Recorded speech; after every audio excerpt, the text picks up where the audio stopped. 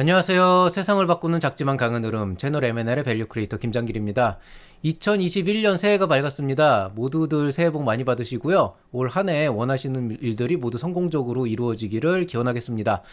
올해의 첫 번째 M&L 칼럼 시작하겠습니다. 참고로 이 M&L 칼럼은 1월 1일에 그 회원분들을 대상으로 선공개가 되고 그 외 시청자분들께는 일주일 뒤에 공개가 됩니다. 그리고 이것과 별개로 그 선공개 없이 1월 1일에 새해 인사가 또 따로 시작이 되거든요. 그 새해 인사도 뭐 마찬가지로 좀 좋은 내용을 좀 담으려고 노력을 했으니까요.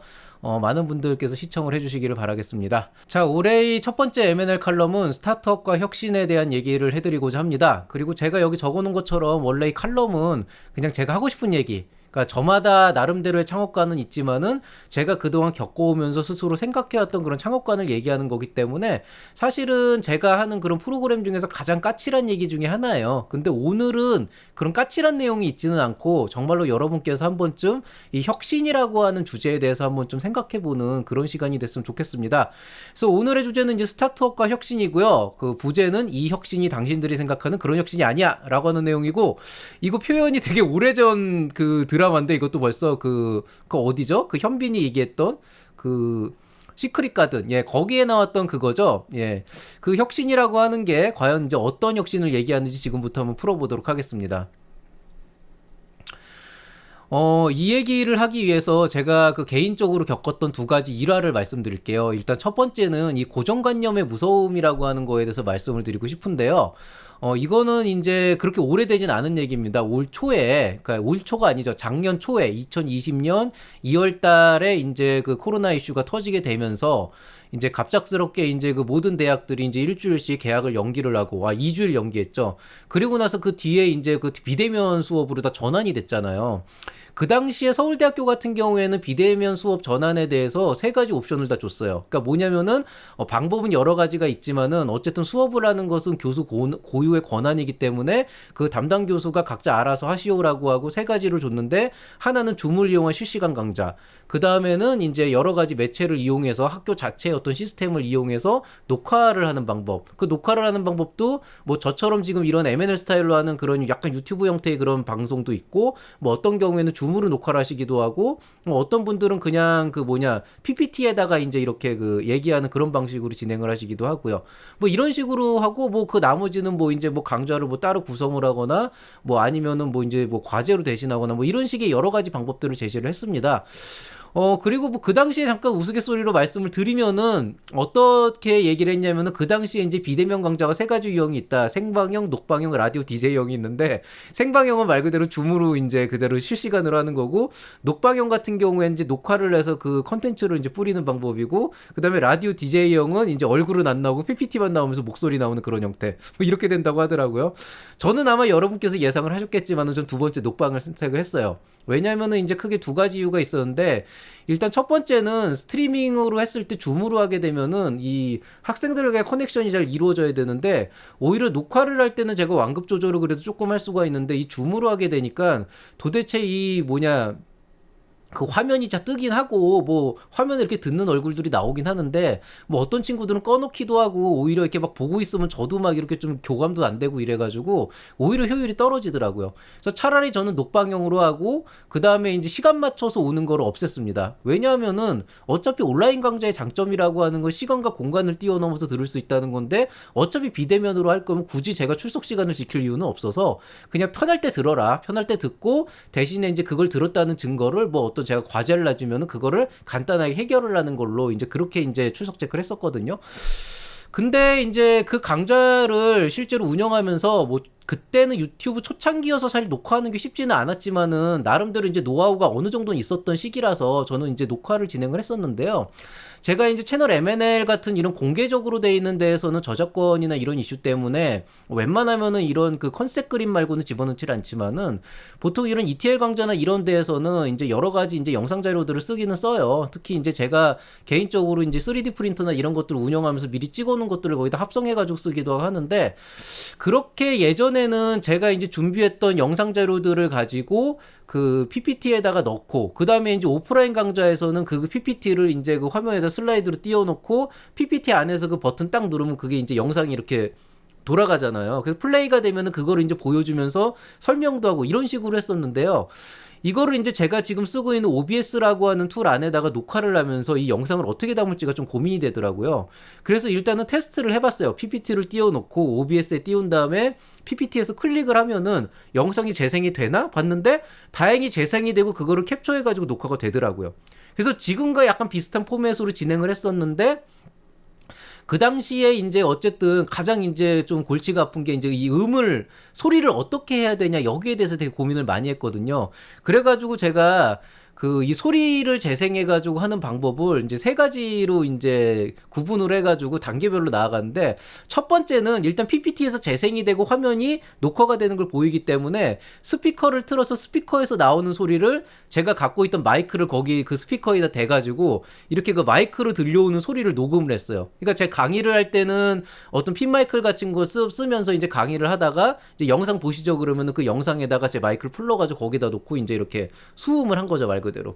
녹음을 했는데 어느 날 이렇게 3번 계속 하다 보니까 아니 어차피 녹화도 OBS라고 하는 툴에서 하고 있고 그 다음에 플레이도 화면상에 있는 동영상에서 나오고 있고 그렇게 되다 보니까 내가 괜히 무식하게 이렇게 마이크로 이렇게 스피커 하는 게 되게 무식해 보이더라고요. 뭐 잭을 연결해서 연결하는 방법도 있을 거고 혹시 이제 방법이 없나 싶어서 컴퓨터에서 데스크탑에서 나오는 소리를 그대로 따가지고 바로 이 OBS란 툴에 집어넣어가지고 영상을 녹화하는 과정에서 같이 이렇게 녹음을 할 수 없나 그걸 찾아봤거든요. 찾아보니까 그 옵션이 있는 거예요. 그래가지고 이런 식으로 하면 되겠다 그래서 그때는 그 옵션을 해가지고 또 이제 그렇게 또 강의를 했죠. 그러면서 역시 이게 사람은 배워야 돼, 역시 공부를 열심히 해야 돼 이러면서 막 역시 아는 게 힘이야 그러면서 되게 뿌듯해하면서 했는데 한 2주 3주 정도 이제 그렇게 이제 강의를 하고 편집을 하면서 생각을 해보니까 아니 이게 어차피 영상 녹화잖아요. 그러면은 왜 굳이 PPT를 띄우고 그 안에 영상을 집어넣어서 그걸 또 플레이를 하냐는 얘기죠.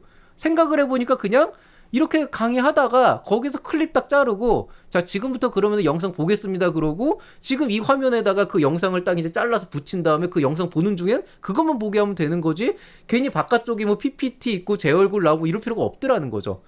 그 사실을 깨닫게 된 다음에는 어떻게 했냐면은 제가 준비한 동영상들을 이제 원본을 갖다 놓고 뭐 촬영한 이런 것들이요. 그 다음에 이제 제가 강의하다가 자 지금부터 그럼 강의 보시겠습니다 하고 딱 끊고 그 다음에 거기에다가 클립 영상을 편집할 때 그냥 집어넣고 뒤에 이렇게 가는 거죠. 그리고 만약에 이제 거기에서 뭐 설명이 필요하거나 아니면은 이제 제가 좀 육성을 해야 된다 그러면은 뭐 더빙을 하거나 아니면은 자막을 넣는 방법이 있는데 뭐 거기까지는 거의 안 했던 것 같고요. 아주 한두 개 빼면은. 근데 그런 방식으로 했다는 거죠. 그러니까 결국에는 강의 중간에 해당 영상을 삽입하면 된다는 거예요.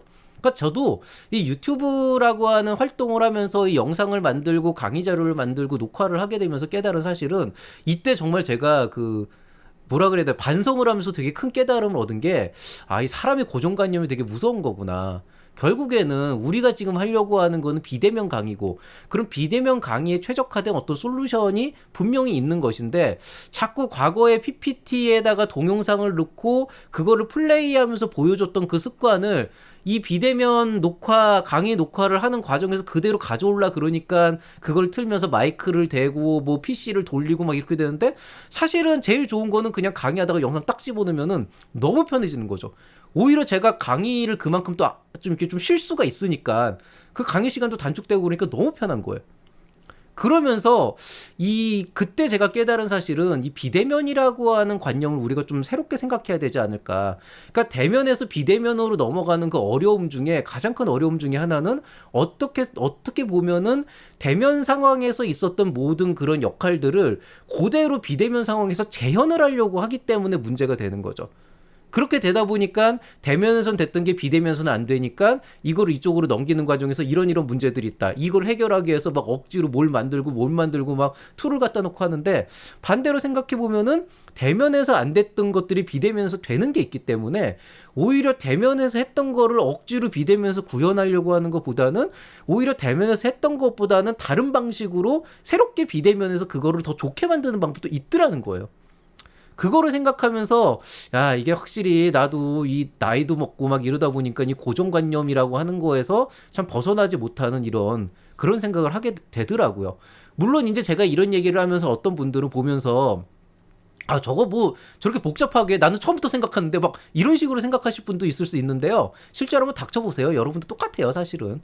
예, 실제로는 똑같고, 여러분이 뭐 그렇게 생각하시면서 우월함을 느낀다면은 제가 뭐 거기에 대해서 뭐라고 할 여지는 없었지만은, 어쨌든 저는 이런 그 사고의 과정과 트라이얼 앤 에러, 시행착오의 과정을 거치면서, 아, 이 고정관념의 틀이라는 거는 참 항상 깨기가 힘들구나.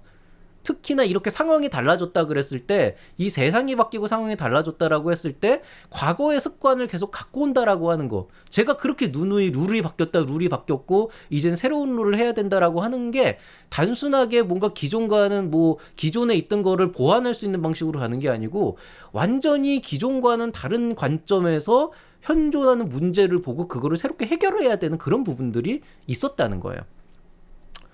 자, 그래서 이런 부분들에 대해서 한번 말씀을 드리고 싶고요.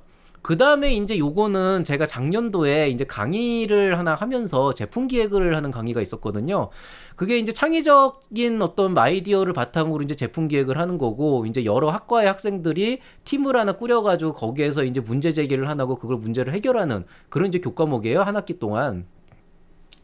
그 중에 한 팀이 어떤 걸 해결하려고 했냐면은요, 그때 그 한창 그 스타벅스에서 종이빨대로 대체를 하는 시기였잖아요. 그래서 지금은 이제 다 뭐 그냥 빨대 없이 마시거나 아니면은 이제 종이빨대를 대체해서 쓰고 있는데, 문제는 저는 아직도 종이빨대가 싫거든요.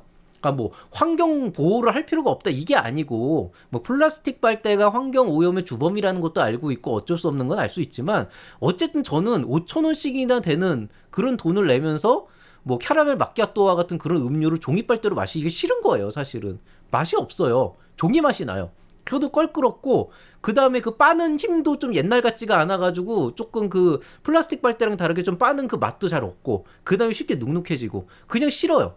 그래가지고 사실은 어느 순간부터 그런 음료들을 잘 안 마시게 되거나 아예 그냥 입 대고 마시는 형태로 바뀌게 됐는데, 근데 이 친구들이 이제 그 문제 제기를 하면서 우리가 뭐 종이빨대 문제를 해결을 해보겠다 그러면서 이제 여러 가지 방법들을 찾았죠. 뭐 코팅을 한다. 근데 코팅을 하게 되면은 결국에는 코팅제 자체가 또 환경 오염의 주범이 될 수 있으니까 그건 패스.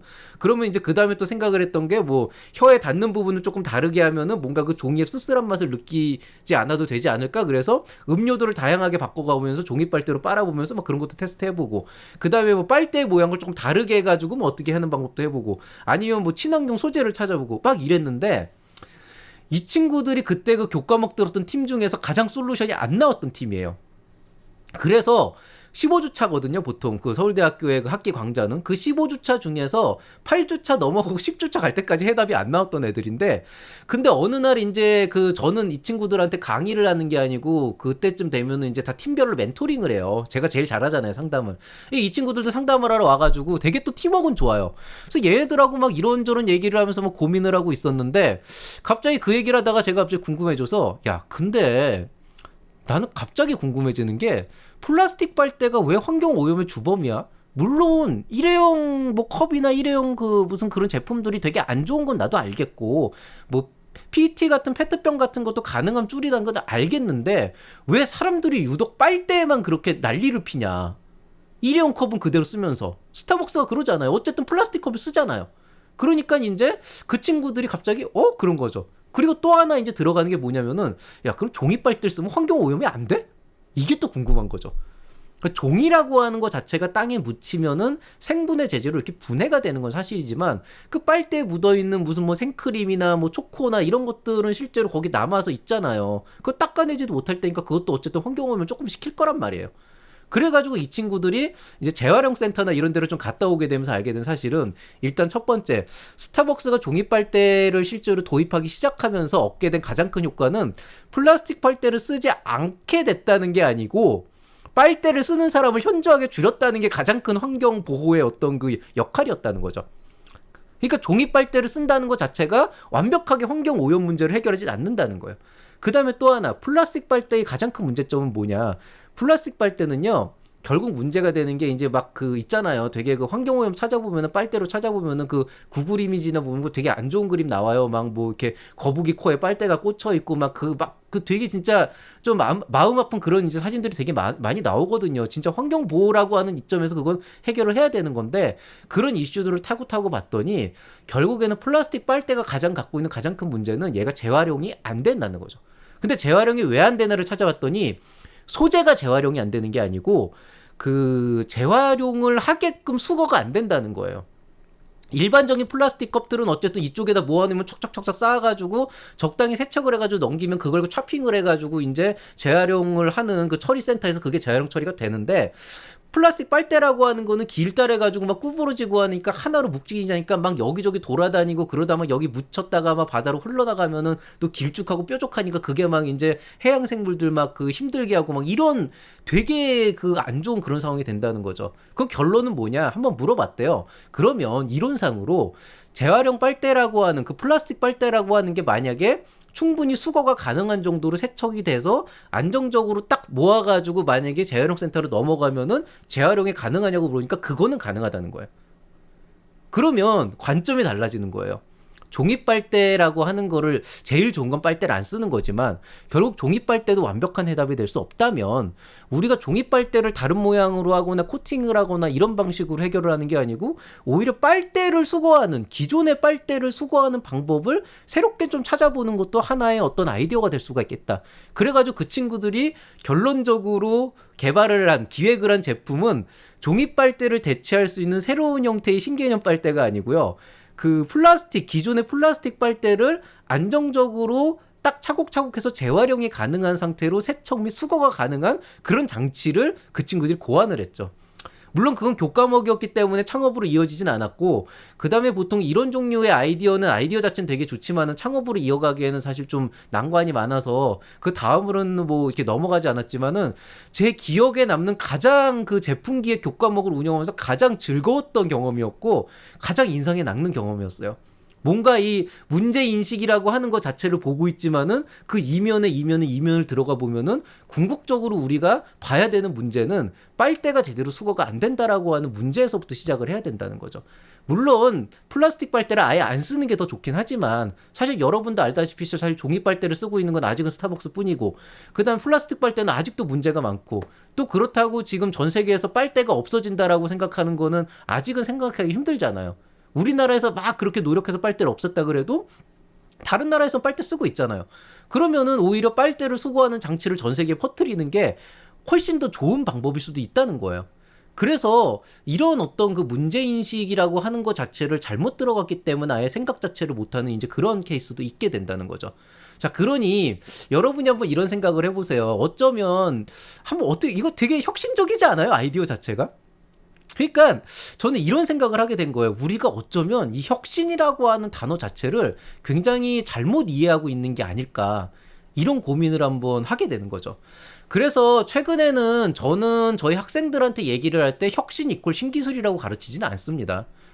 여러분이 혁신이라는 걸 생각을 하려면은요, 요런 사항들을 좀 고민하면 좋겠어요. 일단 첫 번째, 세상은 바뀌었다. 계속 바뀌고 있고 앞으로도 변할 것이고 그 속도는 점점 더 빨라질 것이다. 그리고 작년 한 해 2020년은 코로나19로 인해서 정말 바뀌는 정도가 아니고 완전 황골 탈퇴를 했죠. 그렇게 변화되는 환경에서 그게 뭐 대면에서 비대면으로 변하건 뭐 일회용 뭐 제품의 뭐 남용이건 아니면 다른 어떤 문화의 변화건 간에 그렇게 변화하는 세상에서 과거의 습관을 그대로 답습하고 유지하기 위해서 현재의 그 바뀐 환경에 이거를 억지로 꾸겨 넣기 위해서 개발하는 기술이 과연 우리가 혁신이라고 볼 수 있겠냐는 거죠. 혁신적 시도라고 볼 수 있냐는. 어쩌면 저를 포함해서 여러분까지 합쳐가지고 우리 모두는 이 혁신이란 개념에 대해서 잘못 이해하고 있는 것일지도 모릅니다. 어떻게 보면 진정한 혁신은 뭐 인공지능, AI, 뭐 그 다음에 뭐 IoT, 뭐 그 다음에 뭐 무슨 뭐 3D 프린터, 뭐 4차 산업혁명, 뭐 이런 것들, 뭐 자율주행, 이런 신기술에서 나오는 것만을 우리가 혁신이라고 하긴 힘들 것 같아요. 그렇다고 막 세상을 뒤집는 획기적인 아이디어? 남들은 이렇게 했는데 난 이렇게 해야지? 이런 것들을 우리가 혁신이라고 보기 힘든다는 거죠. 어쩌면 여러분이 하고 있는 아이템이 뭐 흔히 얘기하는 뭐 메가 트렌드나 하이 테크놀로지가 아니지만 뭐 제가 얘기하는 빨대 수거기 같은 거 사실 그렇게 혁신적인 신기술이 들어가진 않거든요. 그냥 수거하면 되는 거잖아요. 그냥 기계 이렇게 해가지고 수거하면 되거든요. 세척해가지고 세척소를 닫아서. 그러면은 현존하는 기술로 충분히 구현이 가능한 건데 그걸 우리가 뭐 신기술이 적용되지 않았으니까 혁신이 아니다 이렇게 얘기할 수는 없잖아요. 그러면 어떻게 보면은 제가 얘기했던 것처럼 어쩌면은 제가 영상을 만드는 과정에서 대면 상태에서의 오프라인 상태의 강의를 온라인으로 어거지로 끼워 맞추다 보니까 했던 그 수많은 삽질들. 그렇지만 최종적으로는 오히려 대면에서 안 하던 방식을 적용해가지고 해볼 수 있는 그런 어떤 그 시도들.